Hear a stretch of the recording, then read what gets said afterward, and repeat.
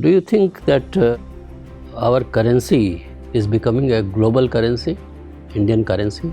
Tell me, what is the difference between a sect and a religion and a cult? AMU was in news because of a professor called Srinivas Ramchandra Siras. What was the controversy? Can you tell me what are the other schemes for minorities that are right now available in India? What are the imperatives, what are the reasons that Egypt is trying to come closer to India?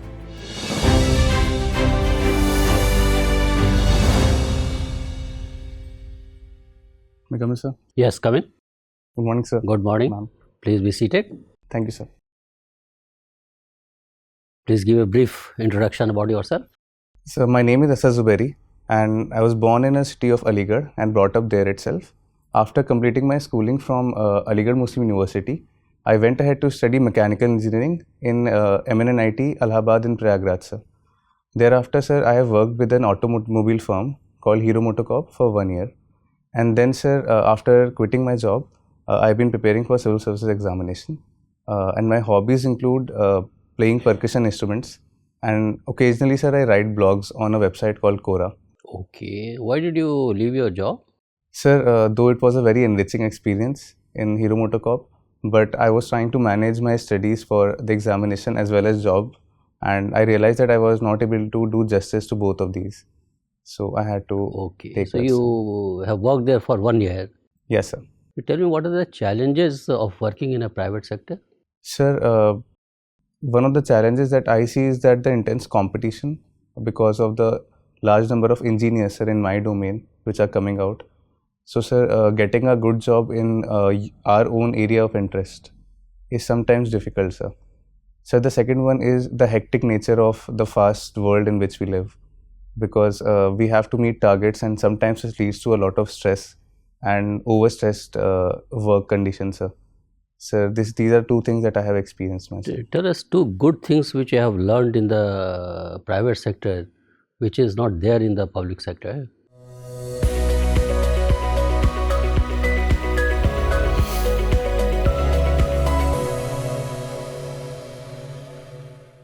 Sir, I have no experience of public sector, so I won't be able to compare it, but sir, I can enlist two things. Yeah. Sir, the first one is that while working in the private sector, I realized how even private sector can play a role to make workspaces more inclusive, sir. Because at Hero MotoCorp, in my plant, sir, out of 52 people, 46 women were there in the team. And Hero was making conscious effort to increase the women workforce, sir. So, sir, that is one thing that I learned, that private sector can also play a very important role.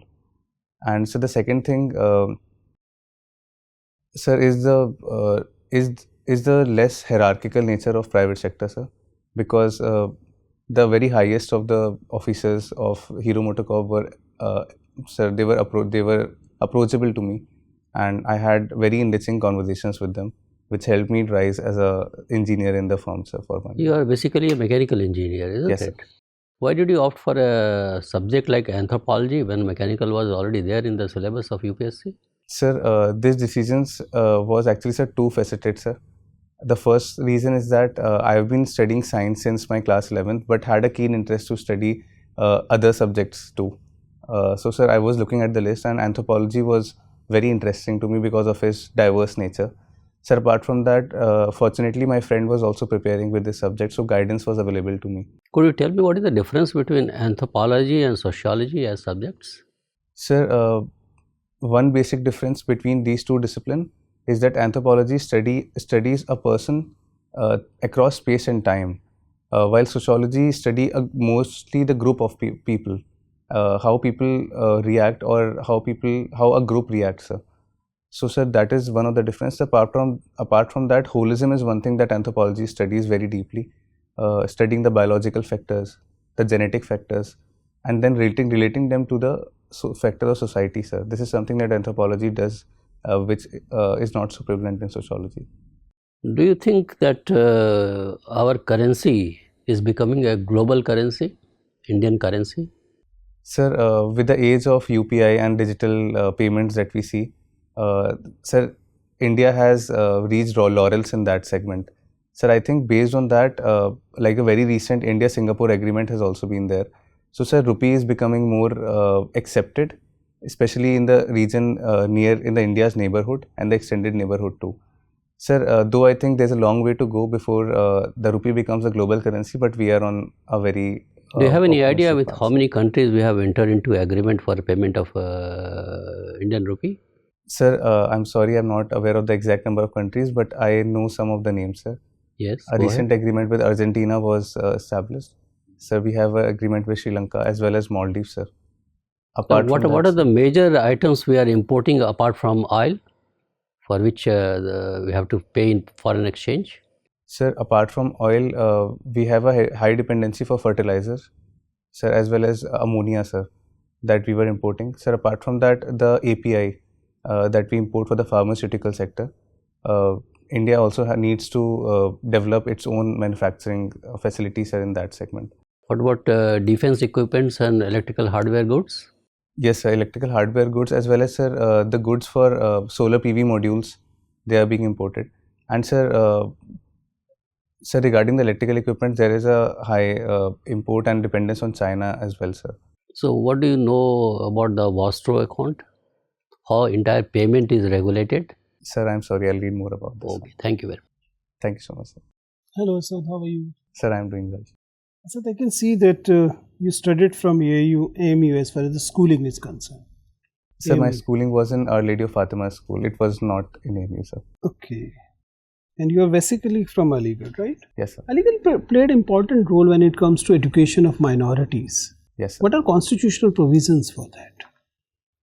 About the education and other positive discrimination for minorities? Sir, a major constitutional provision is lying in Article 30, sir, that says that the minorities have the right to establish and administer their educational institutions, sir.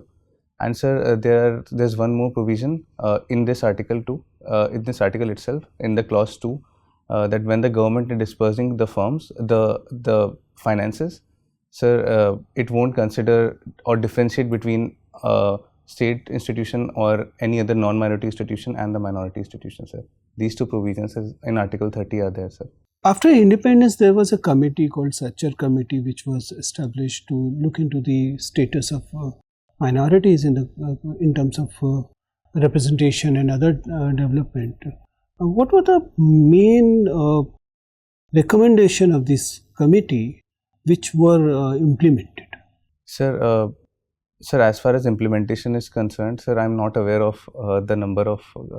Okay, what was the main recommendation otherwise? Sir, one of the recommendation was that the representation of the minority community, the Muslim community, is less in the public services, and the committee has also given a figure for that, sir. I'm not able to recall that, but it recommended for a reservation, sir, for minorities in the public sector, in the public services, sir.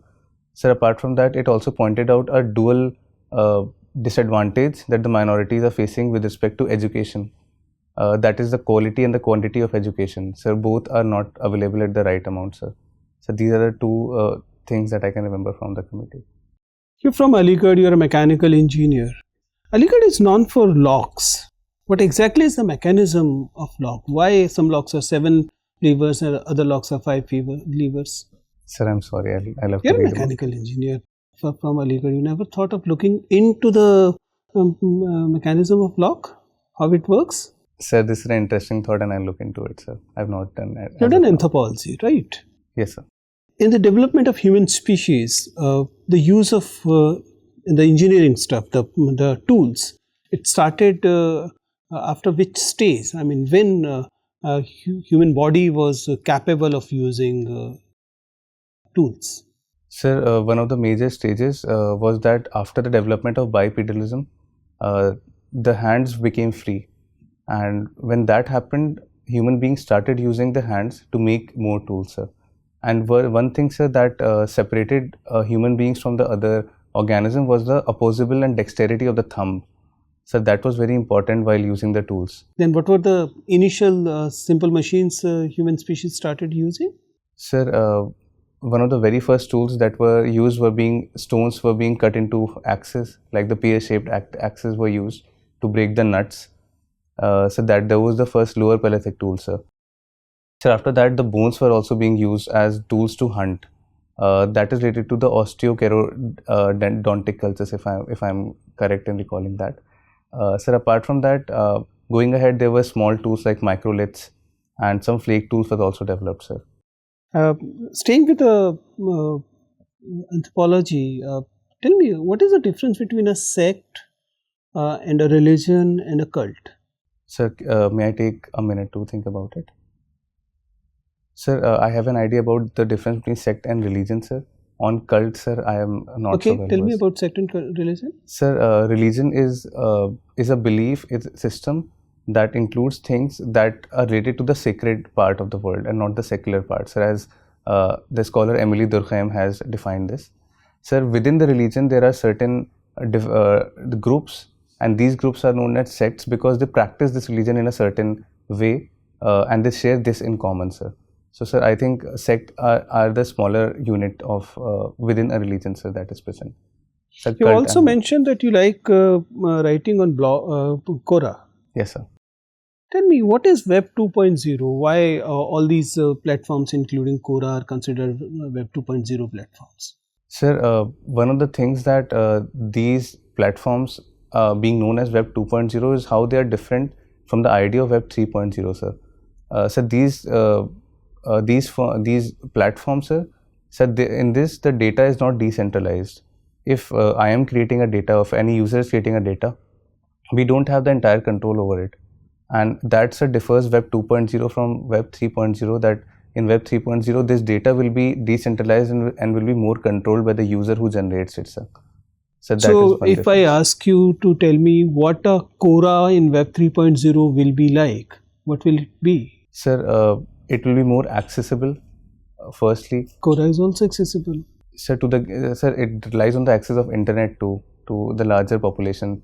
Sir, apart from that, the data that I create on the website, it won't be entirely the property of the platform, but it will be my own property too, and I would be able to control of how it will be used, either for the advertising purposes or otherwise, sir. So I will be having, or the user will be having, more control over the data or the content they generate, sir. Fine, thank you. Thank you so much, sir. Hello, Asad. How are you? Sir, I am doing good. Start with your interest, that is percussion. Yes, sir. Define percussion instruments. Sir, percussion instruments are any instruments that a person can hit, rub, or scrape or shake, and it creates a sound. Okay. And there are several kinds of instruments, sir. Can you give me 5 percussion sounds name? Sir, I'm not able to understand the question. Okay, you must read about percussion sounds. Sir, I okay. will listen. Okay, tell us 5 instruments which are being called percussion instruments. Sir, the very first is that the instrument that I play is drums, the Western drums, and it has different parts like the snare drum, the tom-toms. the Okay, bass drum drum. is one. So Another the 4. second one is cajon, the Peruvian instrument. So the third one is djembe, which is in a South African instrument, sir. Sir, apart from that, there's an instrument called congo. So that is the fourth one that I can recall. Sir, a shake instrument from Brazil called kashishi.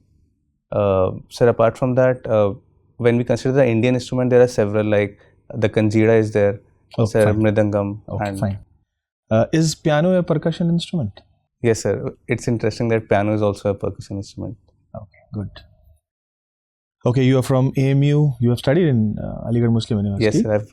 sir. And when was it established? Sir, it was established as a school in 1875 as MAO College. After that, sir, as a university, it was established in 1920 when the Act was passed. And you must be knowing about the founder of AMU. Yes, sir. What's his name? Sir, Sir Syed Ahmad Khan. Sir, Okay, tell us his role in empowerment of poor. Sir, one of the major role that he played at that time is providing the education and more scientific outlook to the minority or the religion, the Muslim religion, Muslim population, sir, after the aftermath of 1857, sir. So that is, he identified that once we educate the poor, their thought process will change and they can rise in the society as well. So that is one thing that he did, was to provide education to poor Muslims, and that is why the institution was initially established. to give a more scientific flip to the society, to the Muslim society, sir.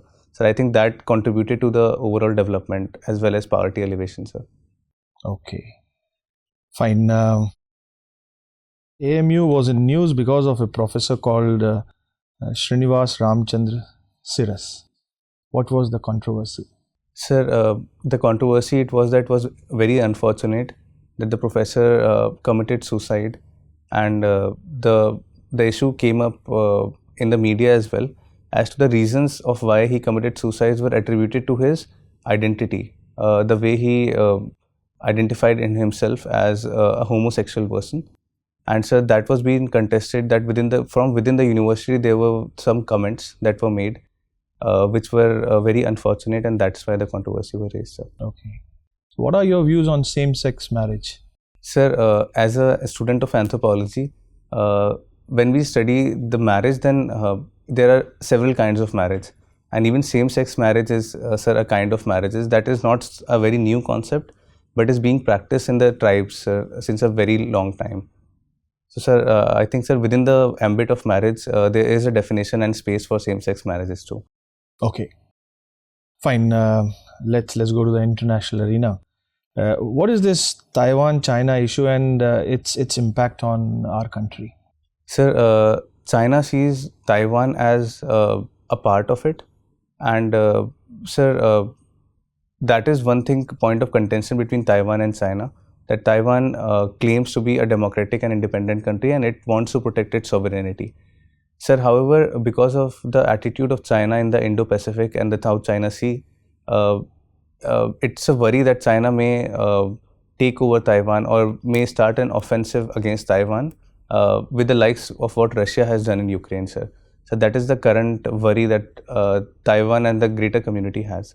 So the impact on India of this issue is that firstly, the India has not been able to establish a diplomatic relation with Taiwan because of this contentious issue. Sir, apart from that, Taiwan is also a hub of semiconductor production. Sir, if such thing happened, that then the semiconductor supply chain in the entire world as well as in India would be impacted, sir. And also India has its own issues on the border with China. So, sir, that makes it all the more complex.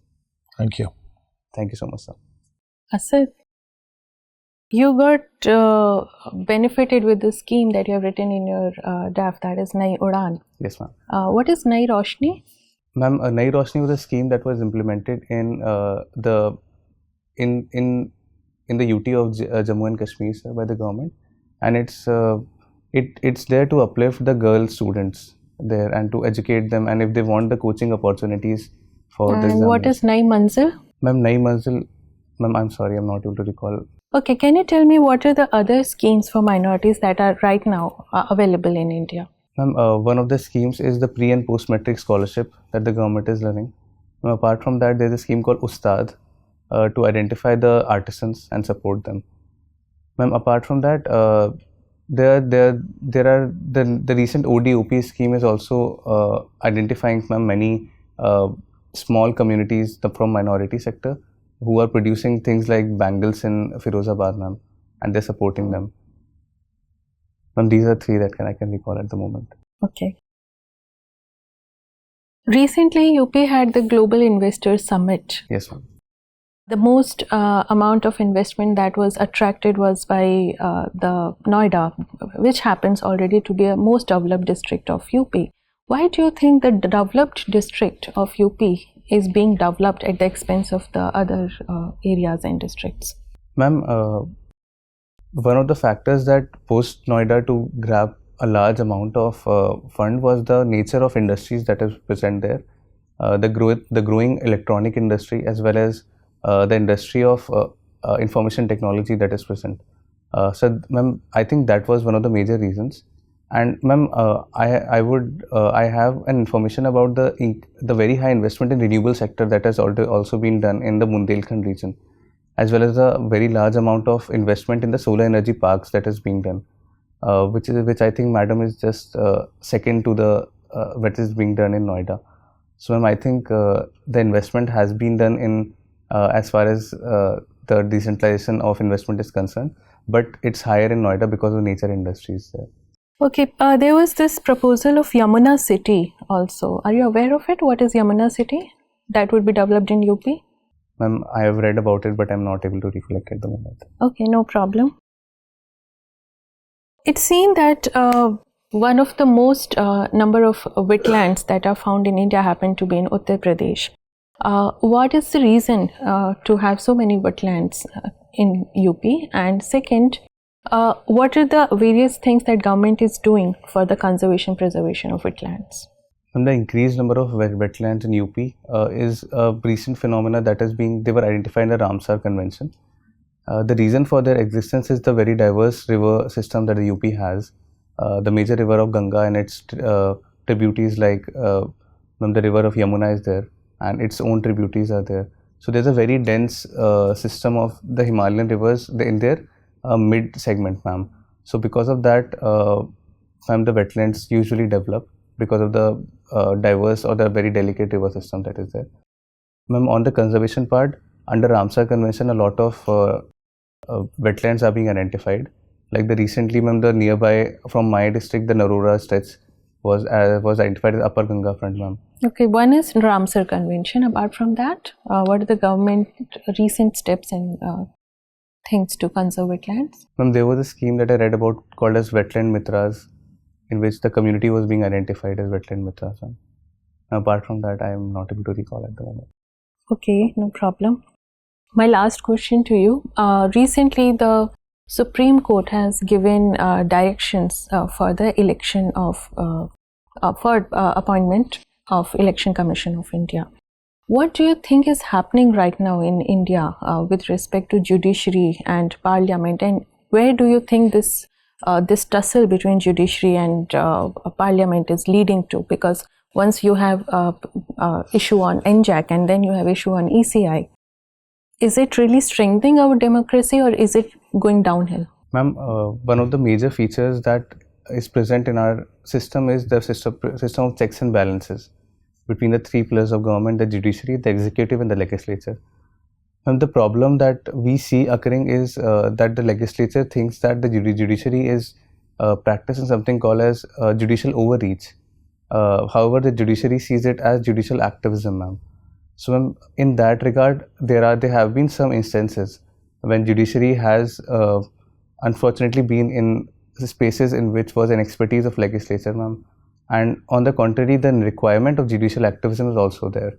So ma'am, I think it's a intricate issue. However, going ahead with the kind of dialogue and the debate that we have in the nurturing democracy of India, I think it's only going to add to the democracy and not decrease it. Questioning or calling into question the basic structure of constitution, do you really think it's going to add to it or strengthen the democracy?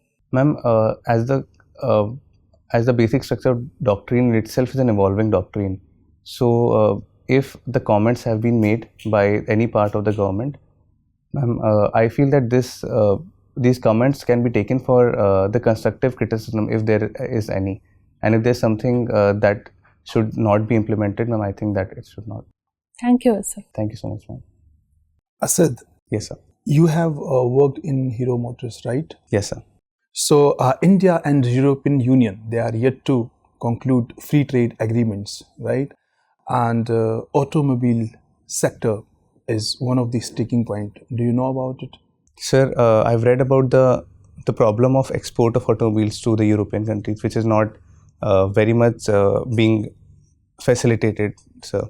That was one of the sticking points, sir. Okay. See, recently we see a closer relation between India and Egypt, right? Yes, sir. Tell me, what are the imperatives, what are the reasons that, Egypt is trying to come closer to India? Sir, one of the reasons is that in the current situation, Indo-Pacific is growing in importance for every country in the world, and Egypt being one of the largest country in the African Union, sir, India, it becomes all the more important because India sees it as its extended neighborhood, and Egypt sees the similar cooperation from India.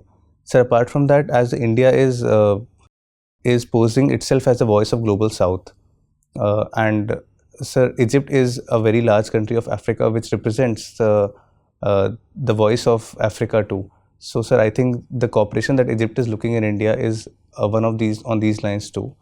Sir, apart from that, the India's image as a net security provider in the region, and how India has reacted to the the humanitarian assistance and disaster relief programs of India during the COVID or even before that. Sir, I think that puts India's credentials as a country of something that other countries can depend upon. And sir, I think these three are the reasons that I can think of at the moment. Okay, is there any repercussion of Russian-Ukraine conflict on Egypt that is, actually forcing it to come closer to countries like India? Sir, one of the factors I see is the problem in the supply chain of food grains, because Africa as a nation, it suffers from the low agricultural productivity, and it was heavily dependent on the places like Russia and Ukraine for the import of fertilizer as well as for the import of food grains, sir. And sir, India being a country which is a large exporter of agricultural products like wheat, so these countries like Egypt and the other African countries too can depend upon India for this, sir, even after the effect of Russia-Ukraine war. Okay, in your DEF you have mentioned that you would seek to join Indian Foreign Service and you have given the highest order of preference to it. So when we deal with Africa, right, we in general we deal with the entire continent in a comprehensive way. I mean, comparatively with, if you look into our engagements with European Union countries like, for example, France, Germany, so it's more of bilateral engagement. But when it comes to Africa, it's more of comprehensive. Why is it so? Sir, one of the issues that makes Africa different from the European countries is that a lot of small African countries are riddled with a lot of political instability that is present. And so because of that political instability, a lot of projects that are announced by the countries like India and Japan are doing the third country investment in Africa. They may not bear fruit, sir, if we do not engage with the country grouping of African Union as a whole, sir. So, sir, I think that is one.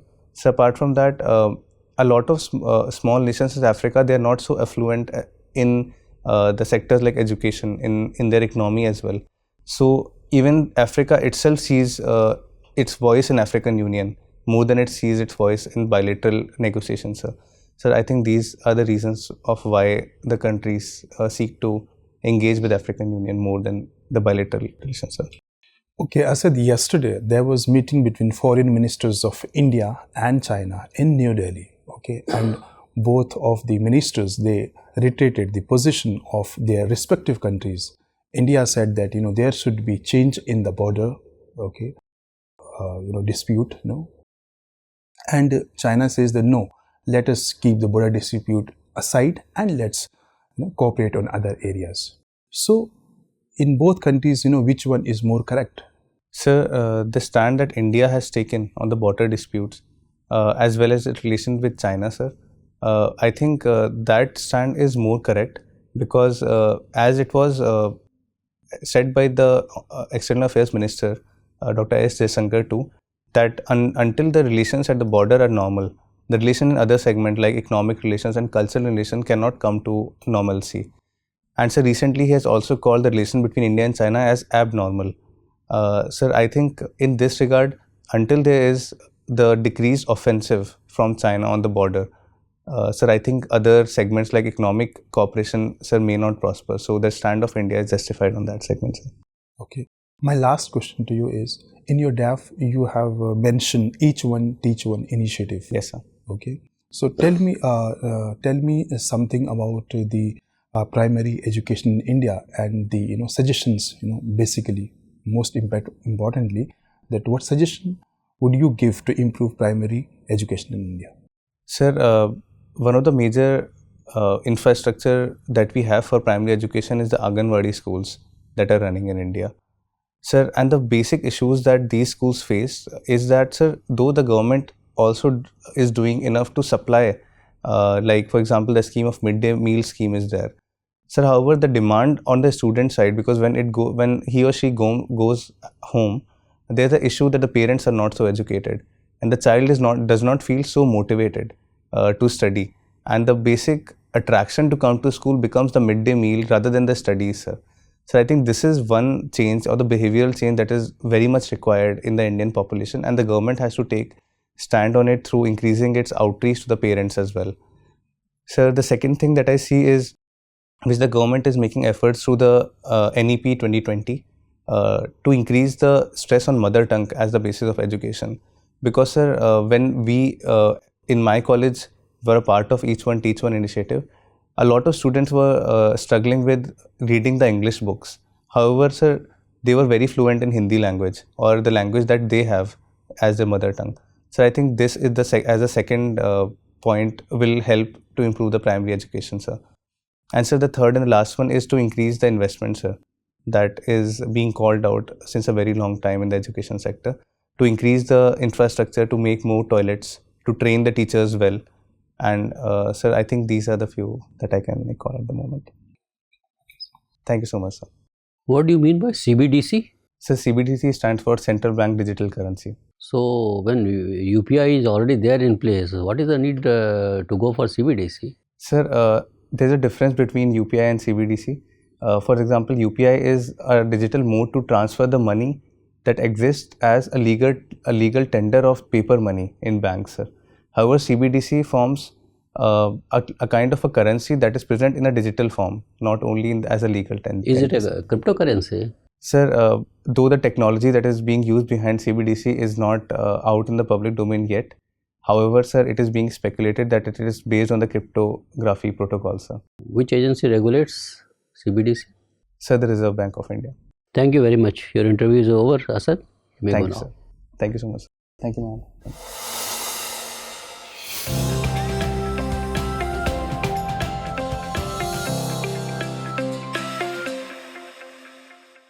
Sit down, Asad. Asad, this is your second interview at the UPSC. Yes, sir. Last year, first was the last year, no? Yes, sir. How much marks did you get? Sir, I scored 165 marks in total. 165. It's not a bad marks, it's a good marks, but you are capable of getting much more.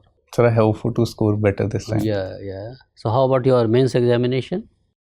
Sir, it went well, better than last time this year, sir. Last year I could not do good at the general studies paper, so that's why, and I missed the final list by around 10 marks only. 10 marks. I think this time, God willing, you should be through the civil services. I hope because so. You are a wonderful candidate, I must tell you. Thank Very you, sir. matured boy, and you can speak your mind. That is the biggest quality in you. Thank you, sir. So very stable person, and with the honesty of purpose, which is very important for a prospective civil servant. And you ensured that you knew whatever you knew, you only spoke about that. Whatever you didn't know, you candidly admitted that you don't know. That is how it should be, because this is a test of your personality. Your personality, various aspects of your personality will be seen while asking questions. And the first and foremost quality is your personal integrity. That is very important. That you have maintained. That is very important. Second is balanced views, balance of judgment, neutral views. You maintained that also. That was wonderful. So, and your communication skill is excellent. You could speak whatever you wanted to speak with clarity and with confidence. So, no problem. So, you had all the qualities, and you were non-argumentative also. Didn't get into argument with the board members. These are the qualities of a prospective civil servant. So, yeah, you are bang on these qualities. Thank you. 165, if you ask me, it is just not acceptable from a person like you. You should be getting in the range of 180 to 200 as a minimum. You should be getting. I hope so. So this time I think you. Now coming to how was today's experience? You tell me. Sir, it was good, sir. But I think, sir, there is one thing that I experienced, that when I start the interview, I take some 2 or 3 questions to get in the mode of speaking, because towards the end I tend to give better answers as compared to what I give towards the beginning, sir. That is one observation that I have. That's what we also observed. Initially you were slightly tentative, but gradually you came to your terms, and then you came out with your ideas freely and frankly. That is very good. So what questions will be asked, how questions will be asked, nobody can give you this thing on that. But your first preference is foreign service. Yes, sir. So expect a lot of questions related to our international relationship with many countries. So starting from Pakistan to Afghanistan to Nepal to Sri Lanka to Russia, Ukraine, America, and G20 is happening. Yes, sir. And Quad and all that. So, and make up your mind on these issues, what I am supposed to be telling beforehand, so that you don't falter there, because these are expected questions from you. And how are you going to represent our country? What is the role of an IFS officer? How does he represent India? What are the interests which he has to look into while representing the country? All those issues. And some general issues like who is a high commissioner, how is different from an ambassador, and all the stuff all like that. So that is one. You are a product of AMU. So Sir Syed Ahmed, some questions are likely to be asked about his reforms which he carried out, and more on him and his philosophy, and with that of the philosophy of his contemporaries in the country. So some kind of questions you should expect. You are a mechanical engineer, maybe some basic questions on mechanical engineering also could be asked. Then mechanical, anthro, all those. Anthro, we try to, because the time is only 25 to 30 minutes. So in which direction your interview will go, nobody can guarantee you. But anthropology basics, you update your basics. Yes. And generally what is happening in the country, around the country, and you are from the Uttar Pradesh. Uttar Pradesh is on the trajectory is going high, Uttar Pradesh. So look at the various schemes launched by the government of India and also the government of Uttar Pradesh on various aspects of our working, and more emphasis on your financial inclusion, your innovation, and in case of Uttar Pradesh, infrastructure and industry. So we tried to ask you a question, why certain districts are given higher priority than the other one, how you want to bridge the gap and all that. Those kind of questions may be asked. Recently, your global summit was also held. Read about that also. What are the outcomes of that global summit? Otherwise, you are an excellent candidate, Asad. And this time, hopefully, you should be the list of successful candidates, maybe at a fairly higher rank. I hope so. Thank you so much. All the best to you. Thank you, All sir. the best. Thank you, sir. Thank you, ma'am. Thank you, sir. Thank you so much, sir.